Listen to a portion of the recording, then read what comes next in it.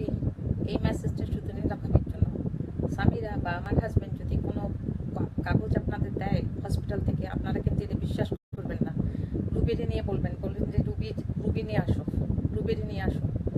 কারণ ওদের কথা ওরা যেইভাবে চাল চালাইছে, আমি আপনারে বলি একটু খুলে দিই। আমার হাজব্যান্ডের প্ল্যান মনে হয়েছিল যে আমার হসপিটালে ভর্তি করে বা আমার ভাগায় দিয়ে বাসার থেকে, তারপর যে আপনাদের কোর্টে আমার মেডিকেলের কাগজ দেবে। আমি সমস্ত মেডিকেলের কাগজ আমার কাছে নিয়ে আসছি। আমি আর হসপিটালে যাচ্ছি না ভাবি। আজকে গিয়েছিলাম ওর সাথে, ভালো মতো কথা বলে আসছি, দেখিয়েছি যে হ্যাঁ ঠিক আছে আমার হাজব্যান্ড আমার সাথে আছে। আমি ওরে কিন্তু আমার কনসেন্ট দিয়েছি যে ও আমার কেসের বেলায় যেতে পারবে। ও যদি কোনো কাগজপত্র দেয়, আর যদি স্বামীরার পক্ষ থেকে কোনো কাগজপত্র দেয়, বিশ্বাস করবেন না ভাবি, বলবেন যে রুবিরে চাই, রুবিরে চাই, বলবেন এটা ভাবি। আপনার জন্যই শুধু মেসেজটা ভাবি, আর কারোর জন্য না। দয়া করে আপনি দেশে আসেন, দেশে যদি থাকেন আসেন। আর আমার কিন্তু পাসপোর্ট নাই, আমার সিটিজেনশিপের কাগজপত্র নিয়ে গেছে, আমার কোনো কাগজপত্র বাসার মধ্যে নাই। আমার যেইভাবে পারছে আমার একদম আইসোলেটেড করে রাখছে ভাবি। আমার আর কিছু করার নাই ভাবি, করার ছিল না, যার জন্য আমি বারবার এই কথা বলছি। একবার লিখি যে আমারে মারতে চায়, আরেকবার লিখি যে না, একবার লিখি মারতে চায়, আরেকবার লিখি না। কারণ ভাবি আমি জানি কত ভাগ্য বলেন। আমি কোথায় কোথায় গেছি জানেন? নিউ ইয়র্কে কয়বার গেছি ভেগে, একবার গেছি ব্যালটিমোরে, কালকে ব্যালটিমোরে গেছি। কোথায় দাঁড়াবো রাস্তার মধ্যে, কোথায় দাঁড়াবো ভাবি বলেন এই বয়সে, যে যার জন্য আমার বাড়িতে ফিরে আসতে হয় ভাবি। আমি আর কি করবো বলেন? কিন্তু কোনো কাগজপত্র দেখলে বিশ্বাস করবেন না। না স্বামীরা যদি দেখায় বা স্বামীরার পক্ষ থেকে কেউ দেখালে আমার কাগজপত্র আপনি বিশ্বাস করবেন না ভাবি, বলবেন যে রুবিরে যাই। আর যদি আমারে না পান, আপনি কোনোভাবে বিশ্বাস করবেন না যে আমি বেঁচে আছি। প্লিজ দয়া করে এটা বিশ্বাস রাখবেন ভাবি, যে আমারে মারার কিন্তু চক্রান্ত হচ্ছে এখানে। এমনভাবে মারতে চাচ্ছে যেন আমি যেন এটা প্রমাণ হয়েছে সুইসাইড।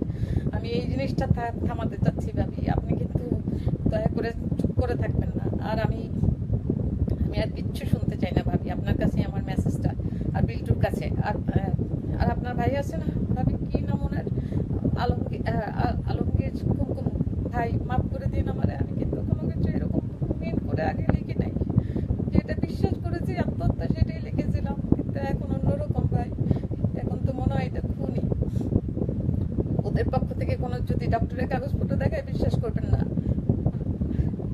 একটু বিশ্বাস করবেন না ভাবি। আর আমার নিয়ে যাওয়ার ব্যবস্থা করেন, আমি সাক্ষী হব, ভাবি।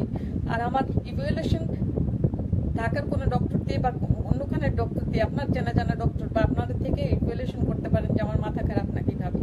আসলে আমার মাথা খারাপ না, আমি জাস্ট বেঁচে থাকার জন্য এই বাড়িতে এরকম করে আসছি।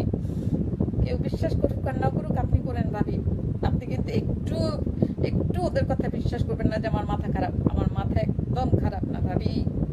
আমি জাস্ট বেঁচে থাকার জন্য এই একটা করতে হচ্ছে ভাবি। কালকে ব্যালটিমোর থেকে এসে তারপর আমার লিখতে হয়েছে, কারণ আমি বাড়িতে আসবো। আমার যাওয়ার জায়গা ছিল না ভাবি। বিশ্বাস করবেন না কিন্তু কোনো কিছু। দোয়া করেন আমার জন্য। আর আমার যদি কোনো কিছু ফেসবুকে না পান, তাহলে ধরে নেবেন যে আমি মরে গেছি ভাবি। আমি কোনো না কোনোভাবে চেষ্টা করব জানাতে যে বেঁচে আছি এখন। আর দোয়া করেন ভাবি, আর কাঁদতেও পারি না। জুলাই মাসের 14 তারিখ থেকে শুরু হয়েছে এই জিনিস আমার উপর দিয়ে। আপনি দয়া করে ভাবি একটু যোগাযোগ করেন সরকারের সাথে। আমি সাক্ষী হব ভাবি, আমি সাক্ষী হব। কেউ যদি বলে আমার মাথা খারাপ, আমার একটু মাথা খারাপ না ভাবি। আমি জাস্ট বেঁচে থাকার জন্য এই নাটক করতে হয়েছে আমার, আর কোনো উপায় ছিল না। 1 মাস, আজকে 18 তারিখ, 1 মাসের উপর আমি কাঁদতে ভাবি আর পারতেছি না। আমি মেনেই নিছি যে আমি মরে যাব। আজকে আমার দিন এরকম মনে হচ্ছে আমি এখানে মরে আছি চুপচাপ। মানবেন না কিন্তু, একটু মানবেন না যে আমার মাথা খারাপ ভাবি। আমার মাথা খারাপ না ভাবি, আমার মাথা খারাপ না, আমার মাথা সুস্থ আছে। আমি ট্র্যাপে পড়ে আছি এখানে। আমার পাসপোর্ট নাই, আমার সিটিজেনশিপের কাগজ নাই, আমার কিচ্ছু নাই। আমি পুলিশের কাছেও যাইতে পারি না। কালকে পুলিশ আসছিল বাসায়, আমার হাজবেন্ডের সামনে আমারে বলতে হয়েছে যে আমার মাথা খারাপ। আমার কিন্তু মাথা খারাপ না একটু ভাবি, একটু মাথা খারাপ না। বিশ্বাস করেন ভাবি, আমি মনে হয় মরে